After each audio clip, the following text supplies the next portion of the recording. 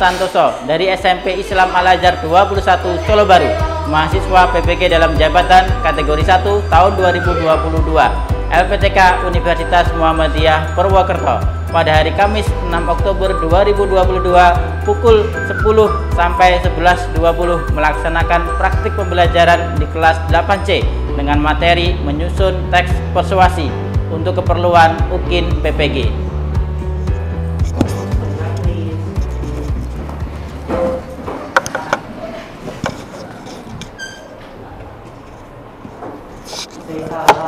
Assalamualaikum warahmatullahi wabarakatuh.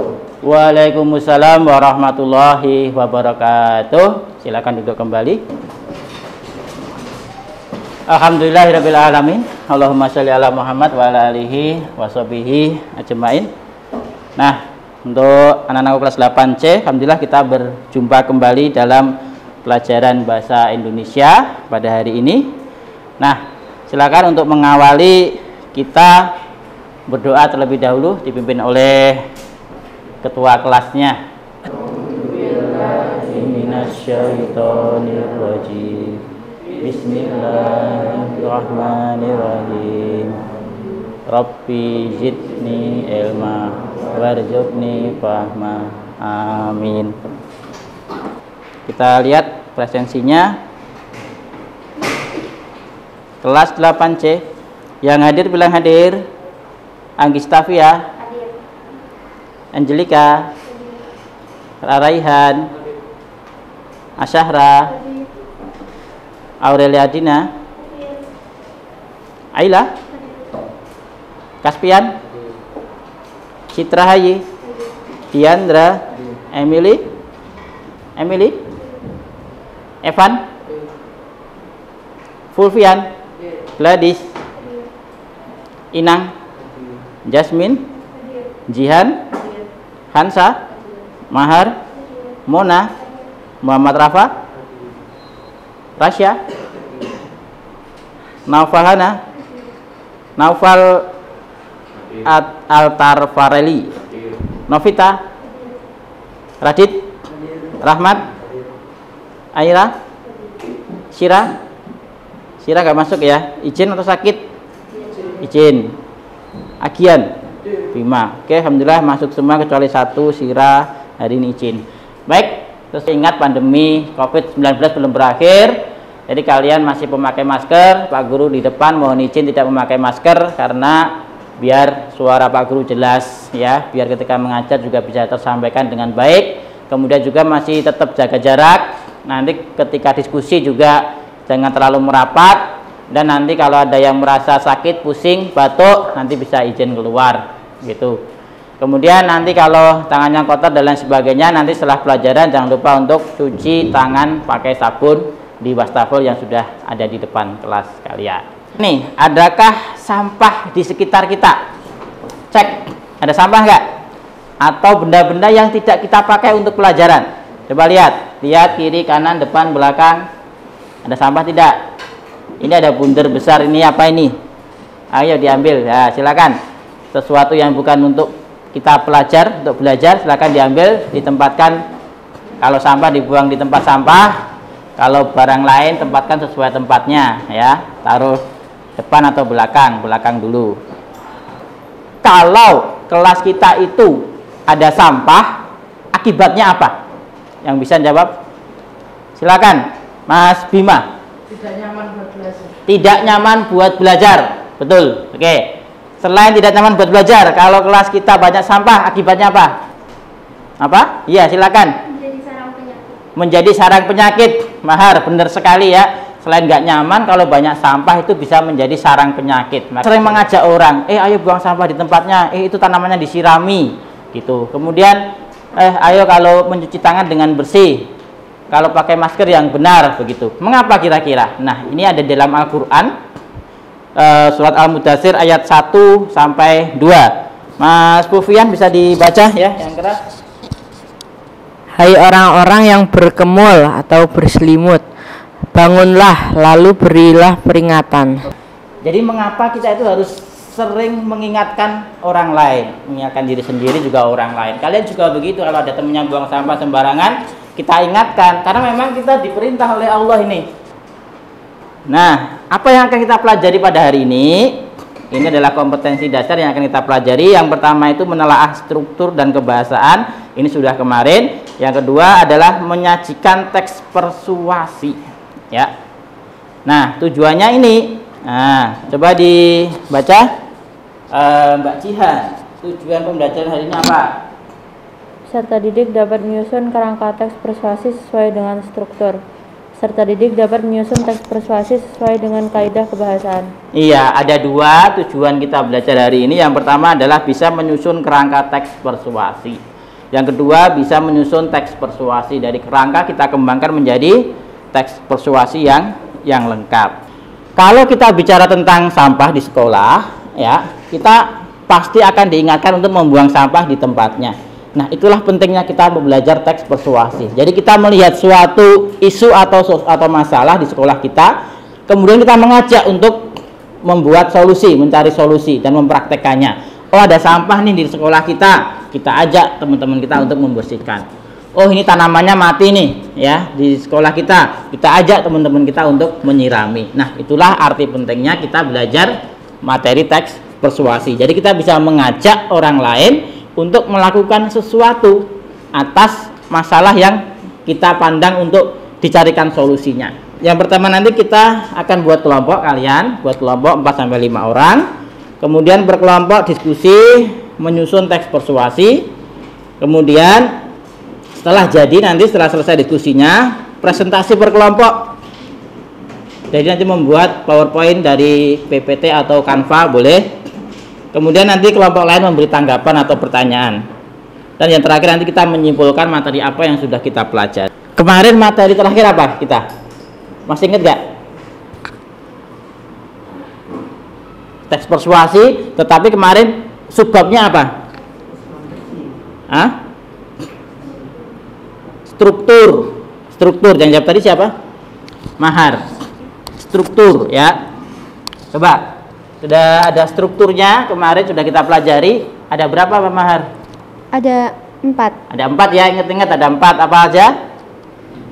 Pengenalan isu, rangkaian argumen, pernyataan ajakan, penegasan kembali. Oke, kita ulangi. 1 apa? Pengenalan isu. 2, rangkaian argumen. 3, pernyataan ajakan. 4, penegasan kembali. Nah, hari ini yang akan kita pelajari, yaitu menyusun teks persuasi.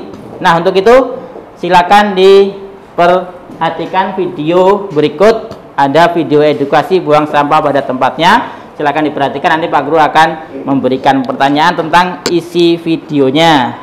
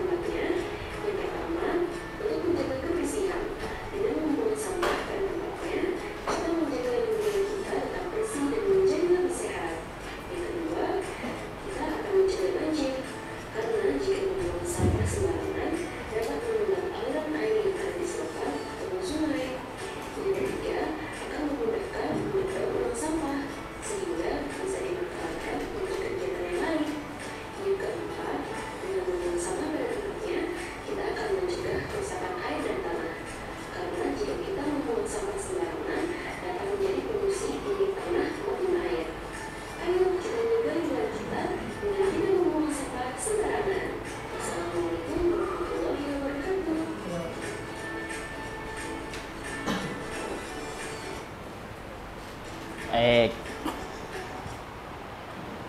Sekarang pertanyaannya yang pertama, ya, yang bisa silakan angkat tangan, ya. Isu apa atau masalah apa yang disampaikan dalam video tadi? Silakan yang bisa. Nah, silakan akademik, ya. Gladys, isu apa yang disampaikan dalam video tadi? Membuang sampah sembarangan. Membuang sampah sembarangan. Oke, benar ya. Terima kasih. Bagus sekali. Oke, yang kedua, kita isunya sudah tahu, ya. Kemudian berarti kan ajakannya apa? isunya adalah tentang sampah, buang sampah sembarangan. Terus dalam video tadi kita diajak untuk apa? Iya, membuang sampah pada tempatnya. Oke, bagus sekali.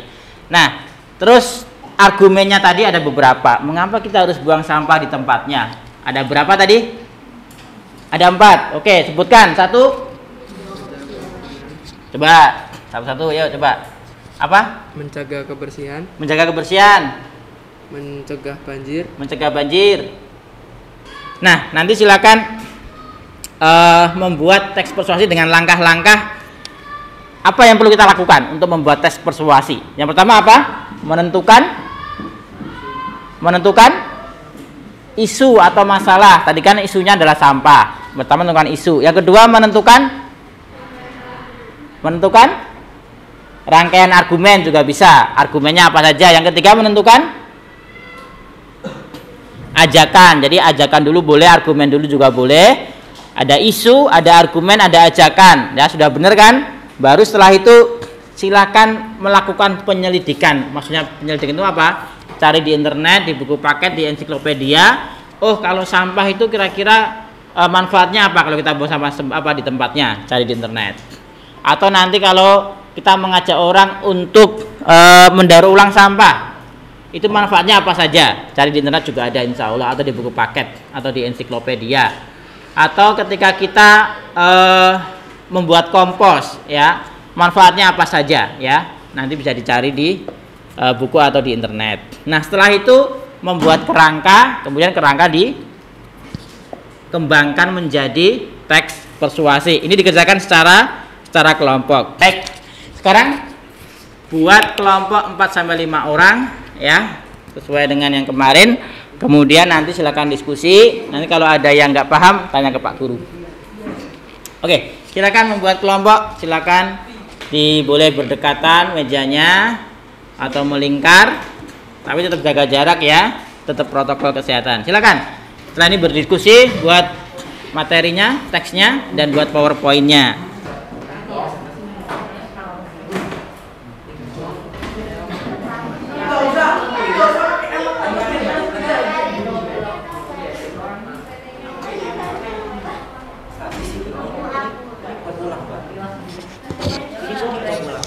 Temanya apa? Temanya? Positif.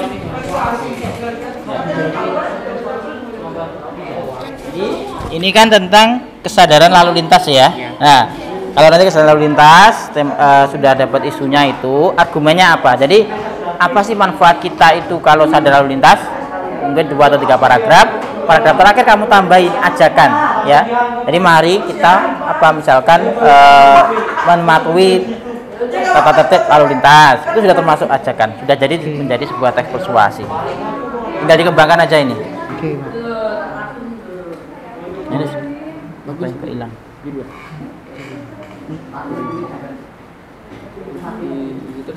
Oh, ini diganti judulnya. Berarti kan yang pertama itu kan pengenalan isunya. Yang kedua adalah argumen, rangkaian argumennya apa saja. Nah ini sudah ya. Nanti, nah di sini sebelum di sini ditambahi, di sini tambahi. Berarti setelah ini ditambahi ajakan. Sudah ya. Jadi lalu lintas, ajakannya berarti ya kita mematuhi lalu lintas. Iya, ayo menanam pohon. Terus kira-kira menanam pohon itu tambah ya jadi 1 paragraf. Di mana? Oh, nanam pohon di sekolah, di rumah. Pohon apa saja boleh ditambahi. Ini yang lalu lintas sudah dapat ajakannya tadi ya.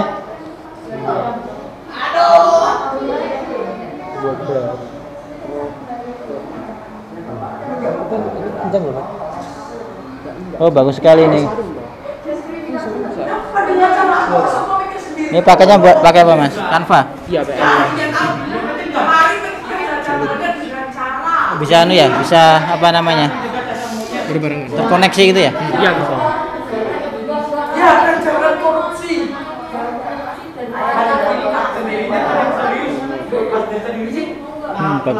Bagus. Lancar. Sudah dapat ajakannya, sudah penegasan kembalinya ya. Ya, nanti bisa maju. Halo cacar monyet. Nah, sudah jadi ajakannya. Ayo bareng-bareng. Ini aku mikir, Pak. Nah, mencegahnya dengan cara apa? Google boleh kan, Pak? Iya, silakan aja searching aja. Ini loh. Itu tuh. Nah, tinggal. Udah selesai kok. Dah, bisa maju nanti ya.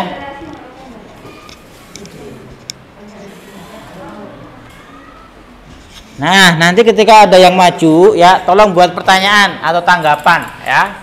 Kalian kan suka kalau bikin pertanyaan yang susah-susah kan suka ya. Nanti silakan kalau ada yang maju buat pertanyaan, tanggapan, saran, masukan, kritik boleh.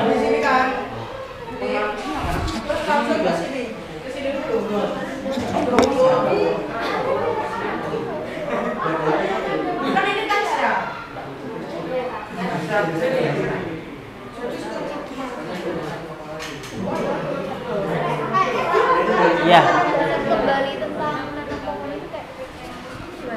Penegasan kembali menanam pohon.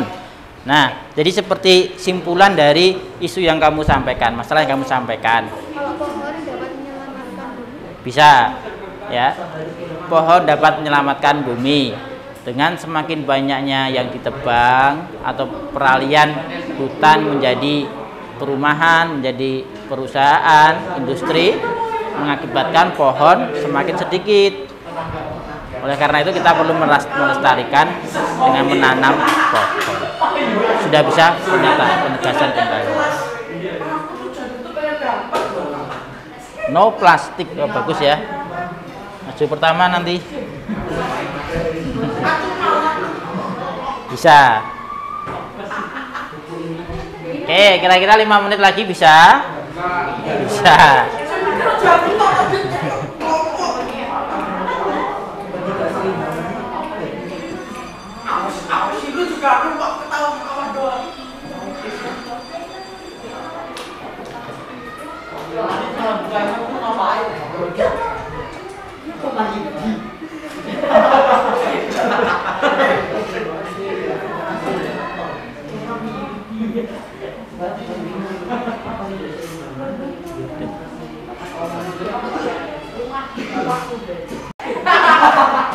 Baik, sudah selesai ya. Silakan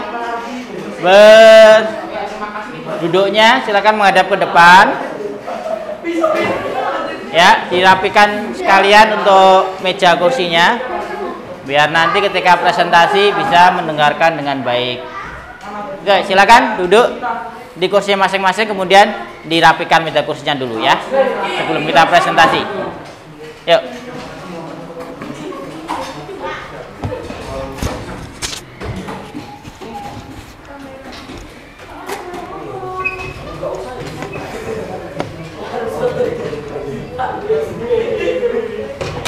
Tapi di kursinya ini, di kursinya.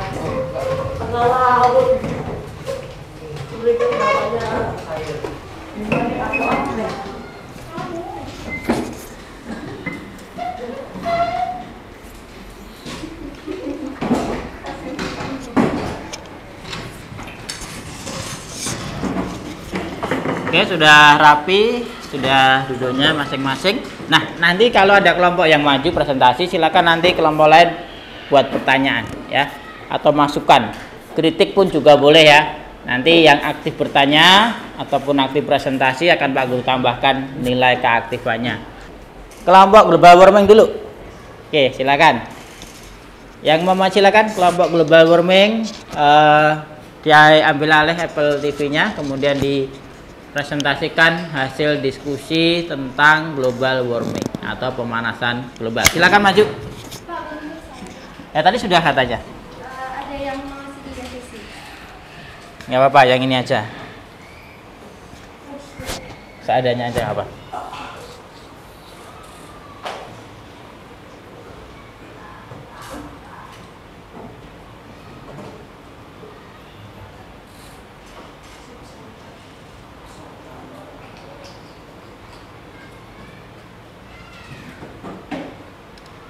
Dah, itu aja nggak apa-apa. Oke, bawa ini ya. Oke, global warming silakan ke depan. Yang belakang nanti silakan bertanya ya. Topiknya kan global warming. Nanti kamu bisa bertanya atau memberi masukan tentang rangkaian argumen atau tentang ajakannya atau dihubungkan dengan sekolah kita juga boleh ya. Nanti silakan, pokoknya ada yang bertanya.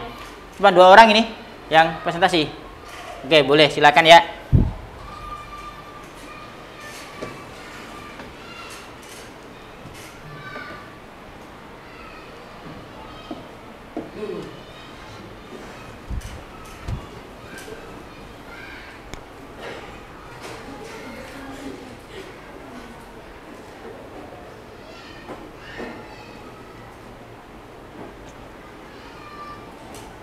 Assalamualaikum warahmatullahi wabarakatuh. Waalaikumsalam warahmatullahi wabarakatuh. Kami ingin mempresentasikan tugas teks persuasi. Di sini kami mengambil tema pemanasan global. Struktur teks eksplorasi. Teks pemanasan global. Yang pertama, pengenalan isu. Pemanasan global adalah Ini coba diulangi. Oke, ini biar kenceng. Ya. struktur teks pemanasan global. Yang pertama, pengenalan isu. Pemanasan global adalah peningkatan suhu rata-rata atmosfer, laut, dan daratan di bumi. Yang kedua, rangkaian argumen. Dampak pemanasan global yaitu suhu meningkat, hilangnya terumbu karang, kepunahan berbagai spesies, penipisan lapisan ozon. Yang ketiga, pernyataan ajakan. Mari perbaiki dan perlambat pemanasan global dengan cara menggunakan transportasi umum, mengurangi penggunaan peralatan yang mengandung CFC, menghemat air, melakukan reduce, reuse, dan recycle, dan melakukan reboisasi. Yang keempat, penegasan kembali. Kita sebagai manusia yang tentunya juga sebagai salah satu faktor penyebab pemanasan global, sudah seharusnya bertanggung jawab dalam perbaikan permasalahan global yang sedang terjadi. Pengenalan isu. Pemanasan global, global warming, adalah suatu bentuk ketidakseimbangan ekosistem di bumi akibat terjadinya proses peningkatan suhu rata-rata atmosfer, laut, dan daratan di bumi. Pemanasan global merupakan fenomena yang terjadi karena efek rumah kaca yang disebabkan oleh meningkatnya emisi gas-gas seperti karbon dioksida, metana, dinitrooksida, dan CFC sehingga energi matahari tertangkap dalam atmosfer bumi. Sangat banyak sebab dan akibat yang ditimbulkan dalam permasalahan global ini, apalagi dengan dampaknya yang sangat menakutkan.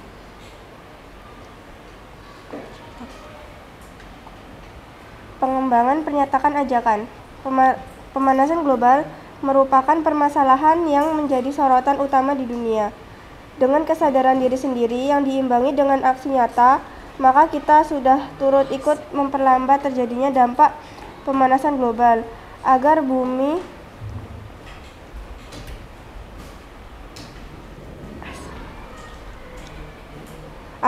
dapat diwariskan kepada generasi berikutnya. Mari perbaiki dan memperlambat pemanasan global dengan cara menggunakan transportasi umum, mengurangi penggunaan peralatan yang mengandung CFC, menghemat air, melakukan reduce, reuse, dan recycle, kemudian melakukan reboisasi dan mematikan peralatan elektronik saat tidak dipakai. Selama kurang lebih 100 tahun terakhir, suhu rata-rata di permukaan bumi telah meningkat 0,74 kurang lebih 0,18 derajat Celcius. Meningkatnya suhu global diperkirakan akan menyebabkan perubahan-perubahan yang lain seperti naiknya permukaan air laut, meningkatnya intensitas fenomena cuaca yang ekstrim, serta perubahan jumlah dan pola presipitasi. Akibat pemanasan global adalah kebakaran hutan kerap terjadi. Contoh dampak lainnya dari pemanasan global adalah mencarinya es di kutub, hilangnya terumbu karang, kepunahan berbagai spesies, hingga penipisan lapisan ozon pada atmosfer bumi. Kemudian pengembangan penegasan ulang. Kita sebagai manusia yang tentunya juga sebagai salah satu faktor penyebab permasalahan global yang sudah seharusnya bertanggung jawab dalam perbaikan permasalahan global yang sedang terjadi. Jika kita tidak sadar akan dampak yang terjadi nanti, kehidupan di bumi akan terancam. Salah satu syarat pertama kebahagiaan adalah bahwa hubungan antara manusia dan alam tidak akan terputus. Bumi adalah tempat yang baik dan layak diperjuangkan. Buka sesi tanya jawab. Sekian presentasi dari kami. Jika ada pertanyaan atau kritik dan saran, silakan bisa disampaikan. Silakan yang mau bertanya. Silakan, Mas Bima.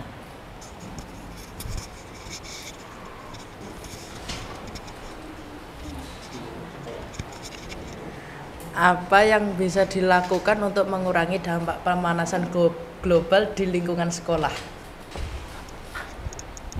Oke, Pak Guru ulangin ya pertanyaan dari Mas Bima itu, kita mengurangi dampak pemanasan global, apa yang bisa kita lakukan di lingkungan sekolah kita?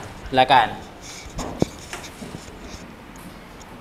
Baik, terima kasih atas pertanyaannya. Jadi, cara mengurangi dampak pemanasan global di lingkungan sekolah kita itu dengan cara menghemat energi listrik.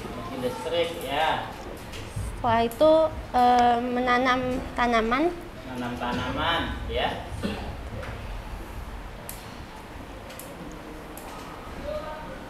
Serta melakukan reuse recycle. Seperti kemarin kita melukis di galon itu Ya. untuk dijadikan pot bunga.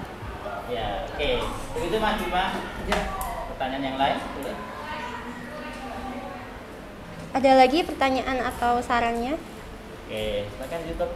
Oke. Terima kasih atas perhatiannya. Wassalamualaikum warahmatullahi wabarakatuh. Waalaikumsalam warahmatullahi wabarakatuh. Tepuk tangan untuk kelompok global warming ya. Ya. Tadi juga diberi pertanyaan cukup sulit ya. Mengapa? Karena harus kita hubungkan kontekstual. Ya, materinya adalah pemanasan global. Nah, hubungannya dengan kita sebagai pelajar apa? Tadi disampaikan oleh kelompok global warming. Ya, kita bisa mengurangi dampak global warming dengan menghemat energi listrik. AC kalau nggak dipakai dimatikan, kipas angin nggak dipakai dimatikan, ya. Kemudian kita menghemat air juga, kita menanam pohon juga, kita mendaur ulang sampah seperti yang sudah kita lakukan kemarin, melukis galon yang sudah nggak kita pakai menjadi hiasan, ya, menjadi produk baru. Baik, kelompok kedua silakan maju. Kelompok cacar monyet ya. Oke, ini kelompoknya unik ini. Ada cacar monyet ya. Nah, nanti apa kira-kira isinya ya? Nanti silakan kelompok lain menyiapkan pertanyaan, tanggapan, kritik. Pengenalan isu pandemi COVID-19 yang sedang melanda dunia kini lambat laun mulai dapat dikendalikan, termasuk Indonesia yang dianggap telah mampu dalam mengendalikan penyebaran virus COVID-19 melalui program-program yang diterapkan pemerintah. Namun, kabar buruknya kini muncul varian virus baru yang ditemukan di Indonesia, yaitu cacar monyet atau monkeypox, yang harus segera ditangani di tengah pandemi COVID-19 yang masih melanda Indonesia. Sebenarnya penyakit cacar monyet ini bukan penyakit baru, tetapi karena sudah menyebar ke wilayah yang cukup luas, maka menjadi perhatian WHO. Rangkaian argumen. Semuanya aja, jangan semua. Gini ya. Kasus cacar monyet yang menginfeksi manusia pertama kali ditemukan pada tahun 1970 di Republik Demokratik Kongo. Namun pada tahun 2022 kasus cacar monyet terbanyak justru terjadi di luar benua Afrika, yaitu Spanyol dengan 3.125 kasus, Amerika Serikat 2.890 kasus, Jerman 2.268 kasus, Inggris 2.208 kasus, Prancis 1.567 kasus, Belanda 712 kasus, Kanada 681 kasus, Brazil 592 kasus, Portugal 588 kasus, Italia 407 kasus, dan Belgia dengan 311 kasus.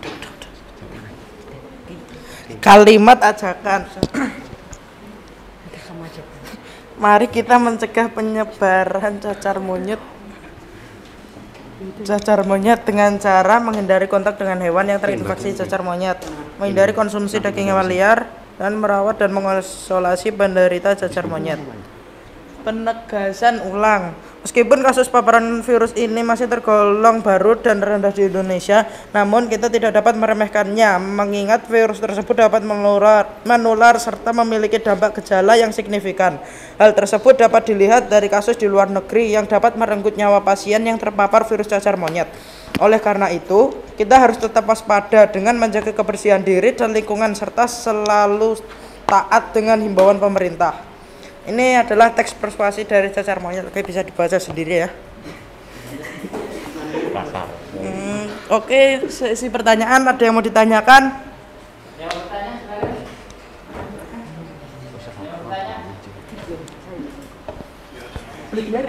Jangan banyak-banyak yang baca argumen dulu. Ya nggak apa-apa. Ya, silahkan. Bedanya antara cacar monyet dan Oke, silakan jawab. Namanya beda. Nggak apa-apa. Cacar monyet kan kita kan tahunya cacar biasa ya. Apa ya? Bedanya apa dengan cacar monyet? Beda nama ya? Ya, beda nama. Terus apa lagi? Oke, silakan searching ayo, searching. Cacar monyet disebabkan oleh virus monkeypox yang berasal dari genus marga Orthopic-virus. Sementara cacar air diakibatkan dari infeksi virus yang bernama Varicella zoster. Oh iya, jadi intinya adalah Beda virus. virusnya beda, virusnya beda. Kalau gejalanya sama atau beda, Pak? Gejalanya Beda. hampir mirip kok. Hampir mirip, Tadi cuman ada demam gitu-gitu kan di cacar. Anu juga ada. Mana ya tadi ya? Jadi beda virus, jadi beda penyebab. Tapi meskipun gejalanya hampir sama, tapi kalau beda virus otomatis pengobatannya kan juga berbeda. Gitu ya? Ya. Oke, terima kasih. Ada pertanyaan lagi? Cukup, silakan.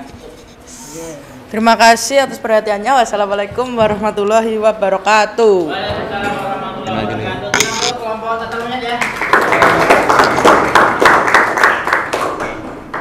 Nama kelompoknya bukan cacar monyet ya, tetapi isu yang diambil adalah cacar monyet. Jadi pencegahan cacar monyet ya. Terima kasih untuk yang sudah presentasi pada hari ini dan juga sudah menyampaikan pendapat, tanggapan ataupun pertanyaan. Baik, selanjutnya kita sudah di penghujung pembelajaran. Nah, kita ulangi dari awal tadi, apa yang sudah kita pelajari materinya dari awal? Teks persuasi, kemudian strukturnya, kemudian ciri bahasa. Nah, setelah itu kita sudah tahu struktur, ciri bahasa, kita membuat atau menyusun teks persuasi. Pertanyaannya adalah bagaimana langkah-langkah menyusun teks persuasi? Yang pertama, menentukan isu yang keras. Yang kedua, apa? Menyusun kerangka sesuai struktur. Yang ketiga, apa tadi? Kalau sudah punya kerangkanya kita apa? Mengembangkan kerangka ya. Yang pertama apa tadi? Menentukan isu. Yang kedua, membuat kerangka teks. Yang ketiga, mengembangkan kerangka menjadi karangan. Nah, oke, tadi sudah ada yang presentasi. Bagaimana untuk pembelajaran kali ini? Apa ada kesulitan ketika diskusi? Tidak ada. Ada yang merasa kesulitan? Tadi ketika ada yang bertanya ketika presentasi kelompoknya tadi gimana? Grogi gak? Tahu-tahu ada pertanyaan? Atau mungkin, loh pertanyaannya kok susah? Gimana? Agak gimana ketika ada pertanyaan yang susah tadi? Biasa aja. Oke, jadi pembelajaran hari ini sudah kita simpulkan materinya menyusun teks persuasi. Tadi ada langkah-langkahnya. Kemudian proses pembelajaran kita sudah diskusi, sudah presentasi. Untuk LKPD-nya atau nanti untuk kirim filenya di mana, instruksinya di mana, ada di DLS, silakan ya. Susunlah teks persuasi melalui aplikasi Google Form pada tautan berikut. Ini ada di DLS, paling terbaru nanti akan ada LKPD tugas menyusun teks persuasi. 2. Lakukan penyelidikan dari berbagai sumber, internet, buku paket, ensiklopedia. Nah, silakan nanti diunduh untuk dibuka untuk LKPD-nya atau instruksi di DLS. Jadi dipersiapkan materi berikutnya adalah menyunting teks persuasi yang sudah kalian susun. Pada materi nanti kita akan memperbaiki ejaan, huruf kapital, tanda baca dan lain-lain dari teks yang sudah kalian buat agar sesuai dengan kaidah kebahasaan. Nah, ini kita ingatkan kembali teks persuasi kita di sekolah kita sedang adiwiyata, sehingga apa-apa harus kita ingatkan bersama-sama. Kita mengingatkan diri sendiri, sesama teman, atau mungkin seluruh warga sekolah ya. Kita bisa menghijaukan kembali sekolah kita, menanam pohon, menyelamatkan bumi ya, menjaga kebersihan dan kelestarian lingkungan alam yang ada di sekolah kita. Nah, terima kasih untuk belajar hari ini sudah cukup selesai. Kita akhiri nanti dengan berdoa ya. Sebelum kita tutup, ada yang bertanya untuk materi hari ini? Sudah paham semua? Paham ya? Oke, kita tutup. Silakan untuk ketua kelasnya memimpin dengan doa kafaratul majelis.